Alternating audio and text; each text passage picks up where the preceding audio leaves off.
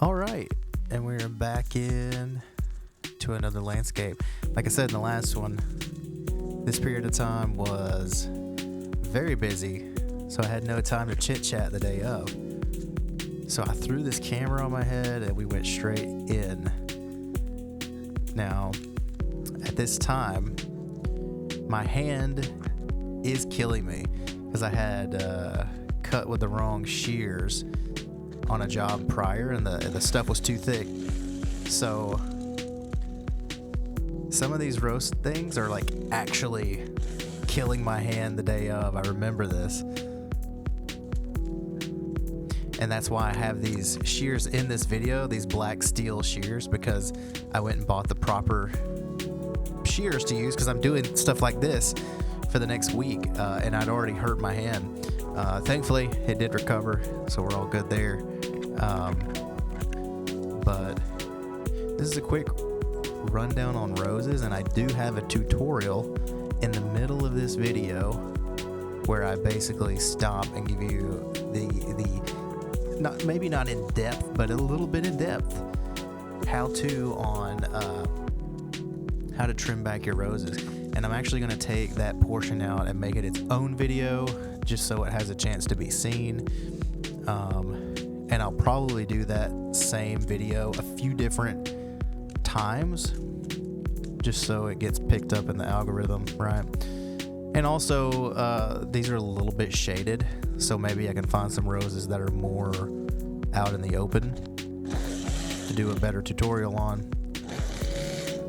And I just, need to have a little bit more time and be more thoughtful of it. But I mean, you can see we take a lot of material off these roses, and we do this pretty much every fall. And what we're doing when we do that is we're just really taking out anything that crosses, anything that's dead, anything that doesn't look right. There's little nodes, and you can kind of pick and choose, which again, I tell you all this in the tutorial thing coming up, but you can actually pick and choose the shape of the rose bush. The funny thing about these knockout roses, they were bred originally to be low maintenance or no maintenance. Like, you could get away with just leaving these alone and not doing anything at all to them. But if you do, holy cow, you can really get some benefits. And the blooms are really nice. You can really shape them up. You can make them, circles. You can do squared off. The thing about it, you can do normal hedge trimming on these, and it'll be just fine. What I'm doing, the reason I'm going in selective and really doing this is because I want cleaner cuts. The cleaner your cuts are, the better off your hedge will be overall, and you won't have quite as much dead random stuff popping up. But you can get away with just taking a hedge trimmer right over top. There's absolutely nothing wrong with that on a knockout rose.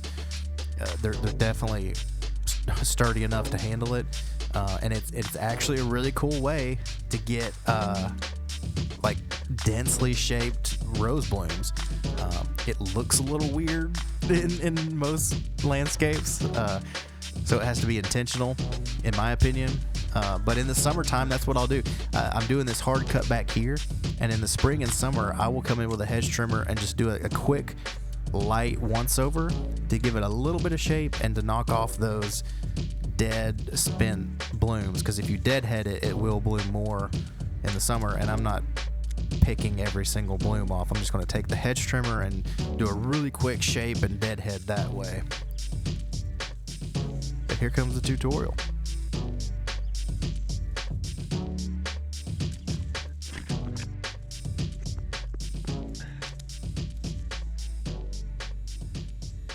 Alright, so here's how we cut back knockout roses. Still got to do cleanup around the bottoms of these, but this is essentially what you want to see. And we'll typically do this in fall going into winter. Today is actually November 1st of 2025. And a couple things you want to notice, just coming in here, I'm trying to check my camera. So coming in here, you want to make sure you got clean cuts all the way around. The cleaner the cut, the better the plant's going to be able to heal. And then you want to find these little nodes, okay? And hopefully you can see that. If I get right up in there, see these little nodes? And they're everywhere. And those are going to determine where your plant actually grows next year. And so you can see there's a node right here on the plant. I'm going to try to get a good angle. And so next year there's going to be a shoot that comes out and it's going to grow this direction. Okay, and that's how you shape and you form up your rose bush for next year. Here's another shoot, and that one's going to come out and go up. So again, another shoot, and it's going to go that direction. And typically I try to make it in an even distribution, right? I've got the big branch, and then I've got all these little small branches, and there's one going here, one going there, one going in. And I just try to make sure it's evenly distributed, because you're going to get a more healthy bush. And this is what it looks like going into this.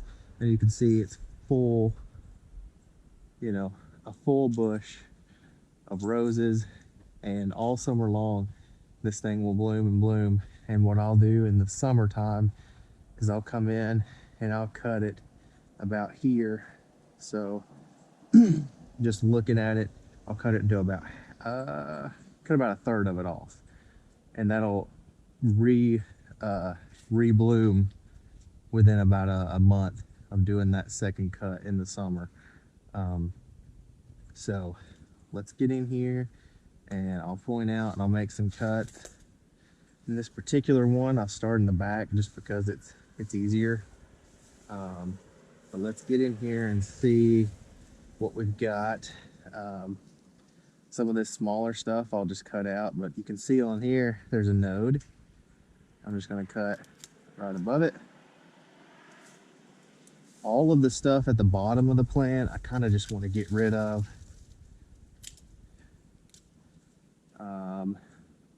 This little guy I'm going to get rid of. This one I want to get rid of. I'm just going to clean up this whole branch. And there's really no rhyme or reason. We're just trying to leave these stronger branches, because that's what's all, you know, you've got multiple nodes along here, and they're all going to send out some stuff to look at next year. There's a little node right there, so that's going to come this way.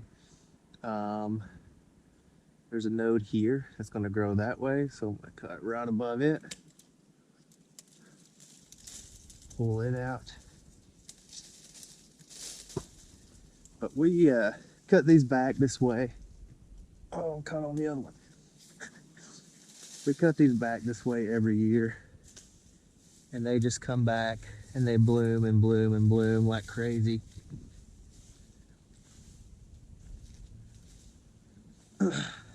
Knockout roses are great little plants. They're supposed to be low maintenance, but I would consider this a pretty in-depth bout of maintenance, just to get the most amount of blooms, because you got a lot of dead stuff in here if you don't do a hard cut back.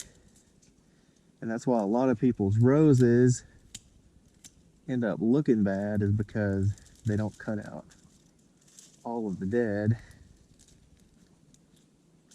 and so there's no room for things to grow in. All these dead little branches are from this year's growth. And so imagine if you're like most people and you just take hedge trimmers and lop it off. If you don't cut out all that dead, you get little bits of dead material every year. And so it builds up and adds up, and then you have a mostly dead bush within a few years' time. So got the node right there. There's a node right here. That one.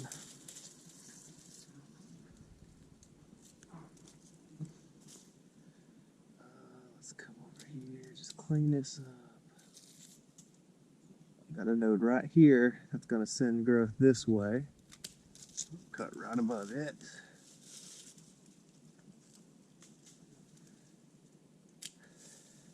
Like I say, I clean up all the bottoms, and that is just mostly preference. I'm trying to get rid of the dead. This shoot is typically something I would cut, but I kind of like the way it looks because it's really healthy, and that thing's going to bloom like crazy, so I'm just going to leave it. And you can see how bright green it is. It hasn't hardened up like the rest. Cut that. There's a node right there. Cut this. There's a node right there. It's going to go in.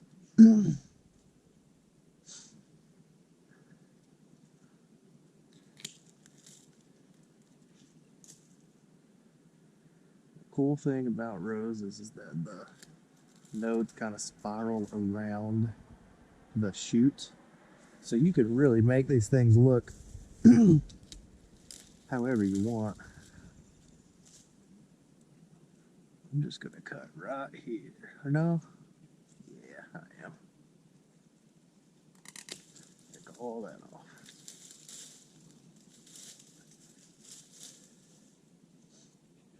Got a node right here that's going to fill this kind of blank space, so I'm going to cut right there.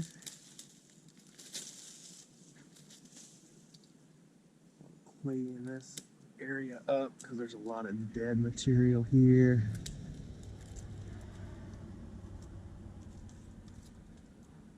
This whole branch I'm going to take off because it's crossing. I'll show you another one here in a minute. So this is a really good shoot. There's a node right there. Cut right above it. Okay, let's see.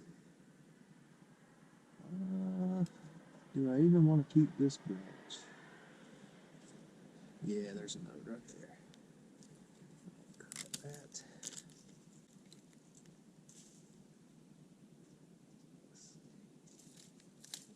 Well, that's broke. That's dead.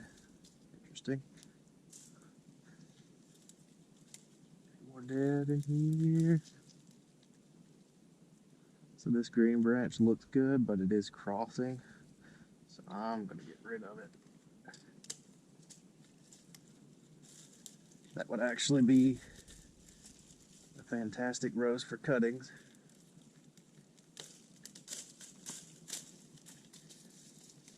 So this little green, bright green shoot would be great for a cutting. Get here, clean up the bottoms. Ow.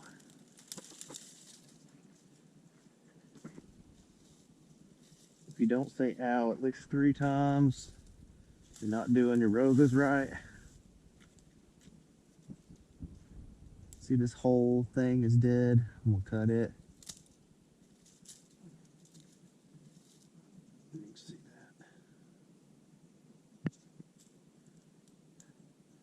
that. There's a node here. Snap. There's a node here. Snap. Get rid of that.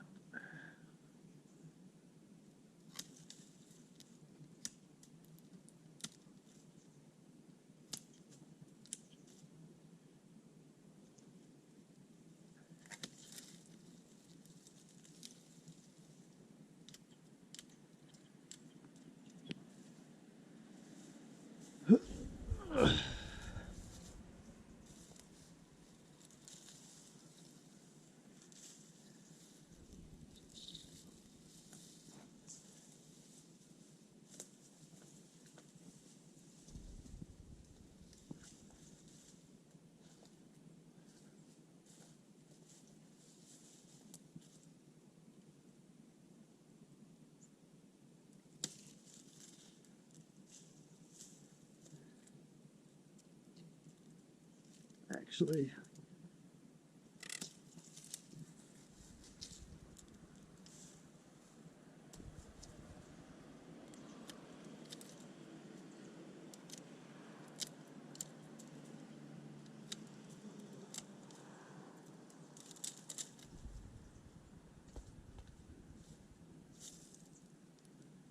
So all this stuff is crossing, and this branch is mostly dead. So I'm gonna get the chainsaw and I'm gonna cut this out.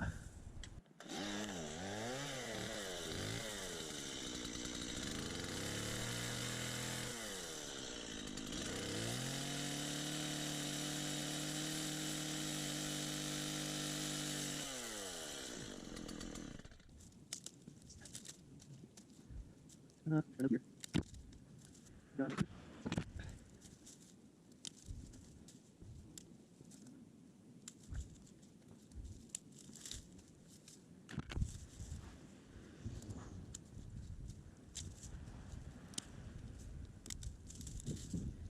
Right here. Come through. I'm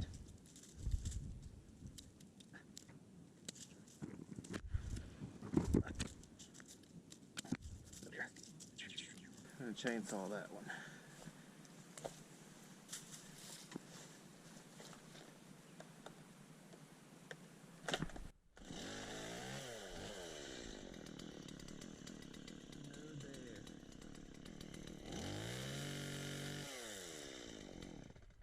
And there you have it.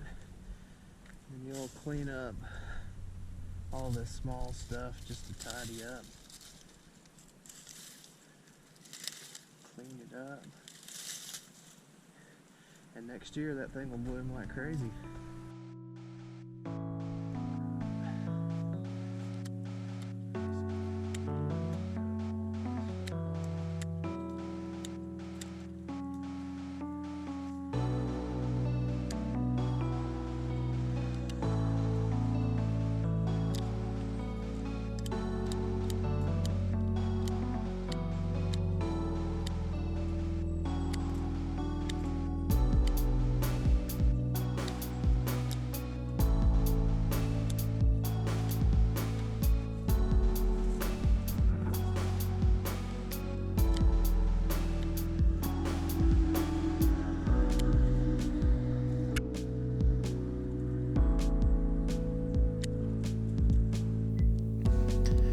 All right, and we're moving on from the roses. All the trees here, I just kind of limb up the bottoms a little bit, just to keep them a little bit cleaner, keep the leaving up on the top. So check out this quick crepe myrtle cleanup.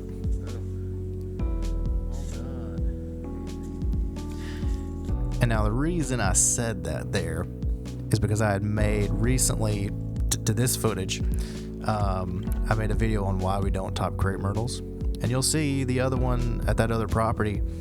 I probably did less cuts on all of the crepe myrtles here than I did on that single crepe myrtle at the other place. There's just that much growth, and you'll see that in the video coming up. I filmed everything around this time, so again, these are videos. I think this is from October 31st, or maybe it's from November 1st. I can't remember. I'm sitting here on December 20th right now, so listen, these have taken a while to get edited out, so if you like them and you learn something useful, or you just like chilling, leave me a comment, subscribe, all that kind of good stuff. Dude, this vine comes back every single year, and I get in there and I spray the dang roots, and I cannot get this thing to die. It is one of the most stubborn root vines.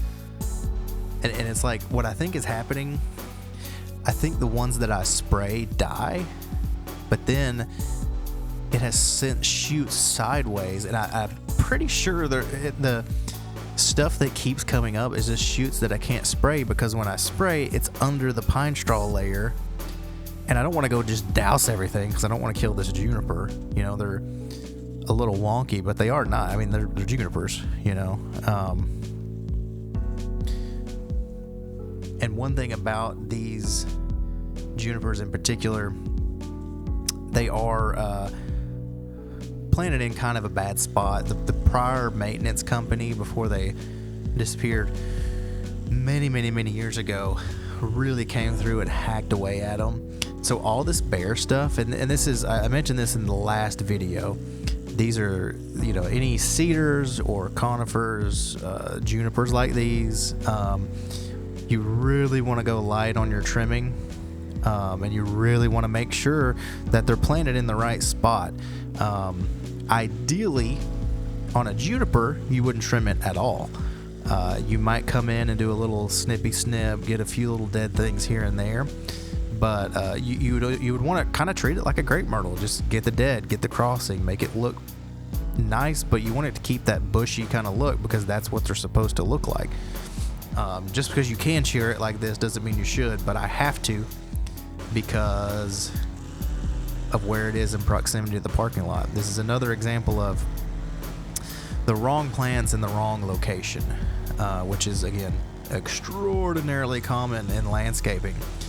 And if you're going to start a business, you kind of have to learn to work around poor landscape planning.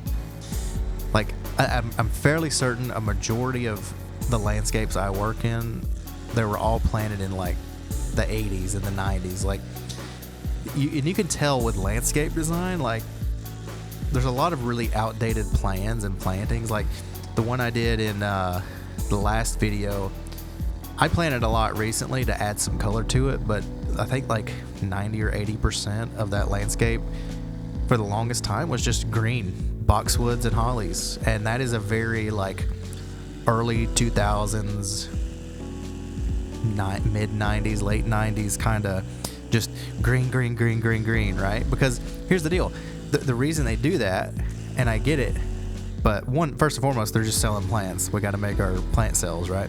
But secondly, they don't die. Like holly bushes don't really die. You put an andina in, like they don't really die. Like they're not the prettiest, and there's not a lot of variety there. But you know what? They're alive 10, 15, 20 years later. And then you don't run into issues like this, where the junipers here are in the wrong spot and they're all hacked up for it, and I'm, for the last 8 years that I've been maintaining this property, trying to like do my best to keep it tidy without damaging it further, and I've mentioned in videos in the past that when it comes to commercial properties, I always have this like mentality of like my days are numbered here, because I just always imagine they're in their meetings like, hey, where can we cut out? Is the landscaping too expensive this year? Like, I just imagine that's always happening, because commercial properties, you're not going to keep them like you will a residential, in my opinion. But here I am 8 years later, so it's definitely not the rule. It's that this is an exception, right?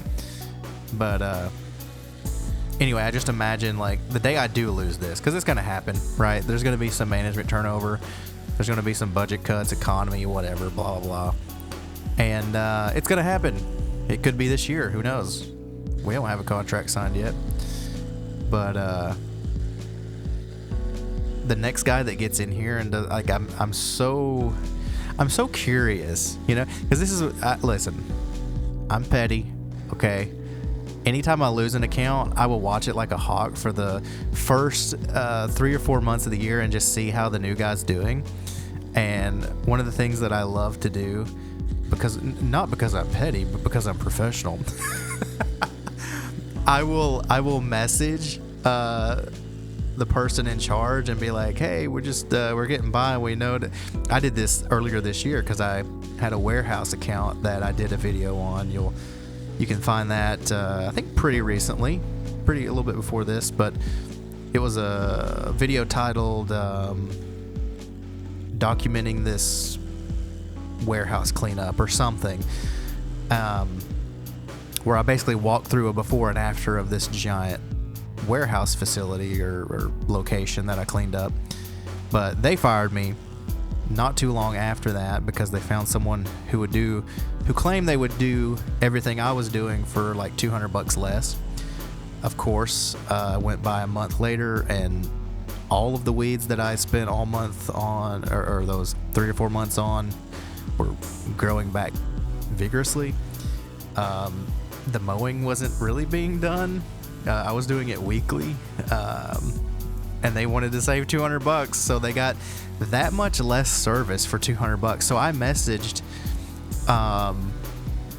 the lady that was in charge, and I told her, like, hey, we're just driving by and we noticed, the property we were maintaining, just none of the stuff has been done. I know you were trying to get a deal, but we'd love to take the property back if you'd like to actually have those maintenance items done, because here's the deal. I want to keep my work, and I take a lot of pride. Like, if I spend all the time and energy cleaning up a property, I want to keep that, and I want to keep it up. I don't want it to just go to crap because Joe Schmo comes in for his beer money, and and that's not to be harsh on Joe Schmo. I'm more harsh toward the owners of the facility, right?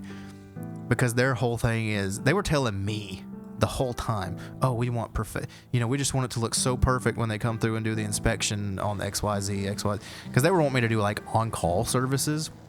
And I told her, like, we have a schedule. Like, if you need to, you can refer to your contract and you can schedule your inspections around my schedule. I can't make special trips, and also weeds, when we spray the weeds, it's going to take 2 or 3 weeks for them to die, and they're going to be brown. They're going to take time to wilt. Like, this is not a one and done, everything's perfect. I need a season or two if you want perfect. And if you want perfect, let's get the parking lot graded, actually, and not just weird piles of rocks and scrap metal and things to run over. And your barriers are ropes. They're not, you don't have actual parking spots. You have weird rope twine and spray painted rocks, which is not gonna like, you say you want perfection, but everything that I'm in charge of and seeing in front of me before I came does not insinuate that at all. Like, you have to be you have to be realistic, and a lot of these places are just flat out not. So like, I wasn't really like torn up to lose that one, but again, I do take pride. I do want things to look good. I'm utilizing their language of wanting perfection, seeing that the new guys, the cheaper guys, are not doing nearly anything I was doing, and I'm just bringing it up. Hey, we'd love to get that $750 a month back, but I don't say it like that. I say, oh yes, we noticed a lot of the line items that we were once taking care of are no longer being managed. I don't know if how much you're paying at the moment, but if we'd love to come back and make sure things are clean and proper, just something nice and professional. But yeah. So you're probably wondering, why am I not just talking about what's on screen like usual? And here's why. This particular project, I just uploaded. I just uploaded the 2024 version of me doing this exact job. Obviously, the camera angles are different at that time, but I thought I would just take it an opportunity to just kind of vibe with it. And I have to record a lot of these at once, so it's hard to come up with new topics, and it's hard to have the same conversation over and over again. Like, I'm pretty sure I mentioned a lot of this stuff in the 2024 version that I just uploaded like 3 months ago. Yeah, these things are almost done. And a couple other things to mention. All of the music in my videos, basically since I started re-uploading a couple months ago, all the music is mine. I made it myself.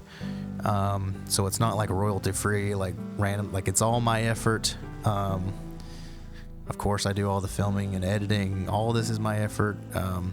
If you don't stick around to the end, there's moving forward some nice little like after slow-mo shots that I'm trying to incorporate in all these videos where I can remember to film it.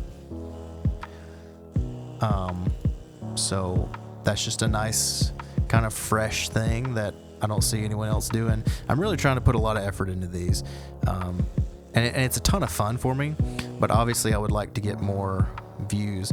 The issue that I'm running into is that I put a lot of effort into the videos, and then because of my just uploading the video and not making a thumbnail and doing all this, it does kind of hold my channel back a little bit. So we're going to start doing thumbnails, and I don't know, I may not be able to keep that pacing up and keep that level of effort on the YouTube up, but as long as I can, I'm going to just in come April of 2026, I would expect a significant slowdown, maybe like once a week, maybe twice a month.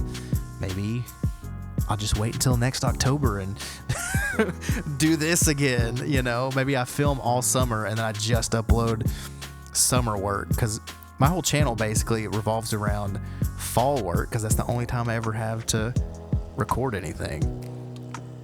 And it's like, there's a lot of cool stuff happening in the summer, and it would be a change of pace, you know.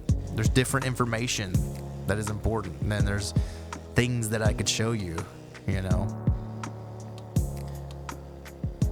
Things that only happen in the summer and not the fall, right? Because all the seasons are different.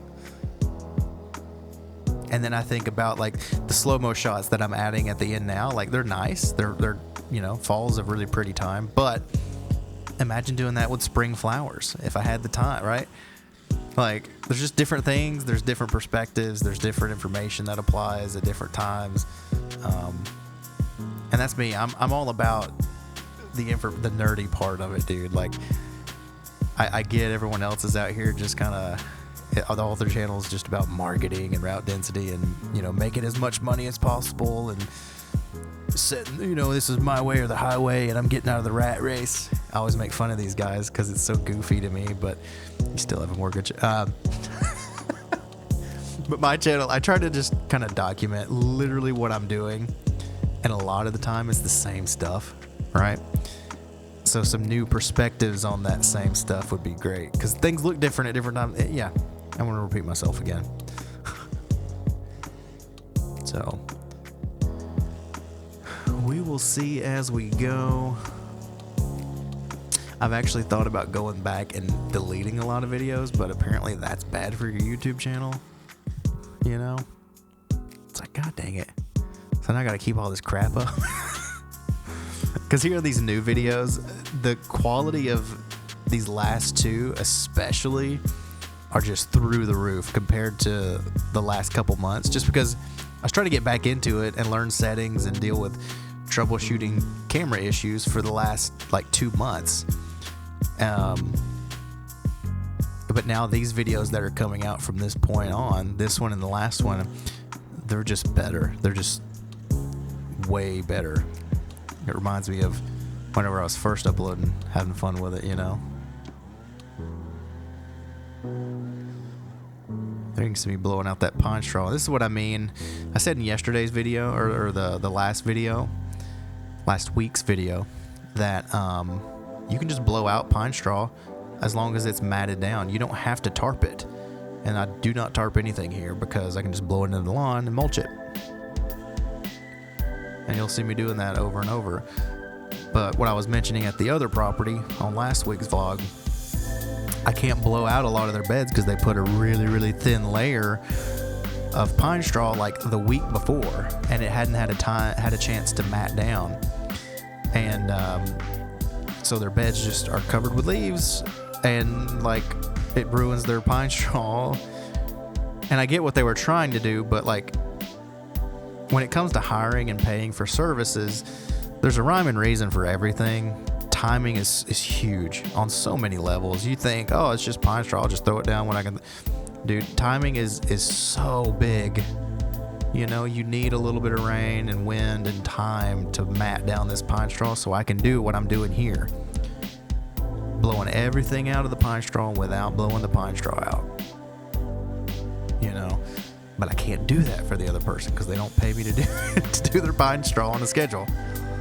So trade-offs, man. Like, is the value of not paying me, saving that $1,600 or $1,800, is that worth it? Maybe $1,600 is a lot of money.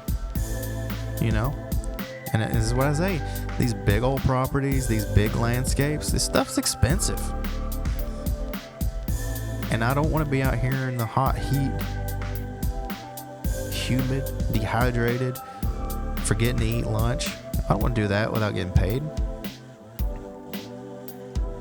Because here's the thing that I always have to explain to customers. I have to get paid. The person I'm buying all of the products, like the pine straw, my gas, my equipment, that person, company, has to get paid. When I have employees, they've got to get paid. The workers' comp has to get paid. The business insurance has to get paid. I've got household bills that need to be paid. The guys that own my bank note on my truck need to get paid. The mortgage needs to be paid. Like, all this stuff has to get paid, and this is my income. This is my job. So, like, I can't come out here and do these big wraparound landscapes for, $600. I'm not here for beer money. I'm here to support a family and build a company. I know a lot of these guys, they're like, oh yeah, he's just a lawn boy. It's like, no. I always try to, especially here recently, as I get older and I get more experience and confident, I'm really pushing back on this perspective of the lawn boy. Like, because you really notice it, because I am, even though I'm 32, like, visually I'm younger than a lot of folks that are 32, I guess. I don't think I am, but a lot of people say, like, I still get called kid and young man and hey, little boy. It's like, I'm 32. What are you talking about? Right? So I have to kind of really put my foot down on a lot of these older folk, because they, like, I get they're in their 60s, but hey, look, I've been doing this for literally 10 years straight, every single day, 12 hours a day. I know what I'm doing, and there's reasons behind everything, and you either got to let me do what I'm doing, or you can find an actual lawn boy, and then you can call the shots, or then you can, have whatever opinion you want. But I don't know. It's a funny thing sometimes, man. But anywho, we're just blowing off the property. And I think I've done a video about how we do parking lots, but I blow off the entire thing because I want them to be clean, and no one else really does that thoroughly. They'll blow off the edges, and, like, that's good enough in most cases, but there's one location that I manage where the guy was, like, kind of mowing the lawn, like, fine, it was whatever, but he would never blow off the parking lot, and he managed it for, like, 2.5 years, and in that matter of time, just the amount of trash that I blew out of that lawn the first visit, I probably spent 2 hours blowing off this tiny little parking lot, because they get that bad. And when you can keep the parking lot clean, what I've noticed, I've gotten calls back because someone will fire me because of my price, whatever, a commercial account, who cares. But a year or whatever goes by, and they'll see all the crap in their parking lot that wasn't there for a while, and then they'll realize, oh wait, he was doing that. Like I've had that happen a couple times. I've had different scenarios. Just so many crazy things. I wonder if I could sit down and make a list of just crazy things customers have done, because I feel like I've had a few unique situations where customers are just weird about things.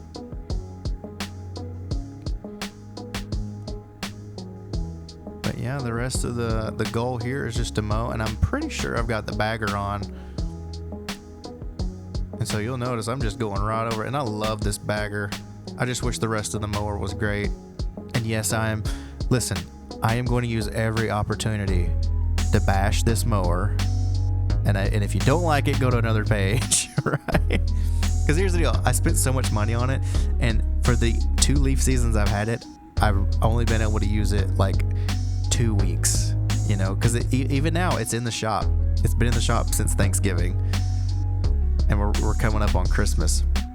And don't forget the time of this footage was like November 1st, so I'm doing voiceover around Christmas. But yeah, it's frustrating. I spent all this money on this mower with the bagger, and I can't even use it for leaves for the second season in a row. You know, I'm still using my 1,400 hour John Deere. And you know what? It's getting the job done. So, I don't even need you, Skag.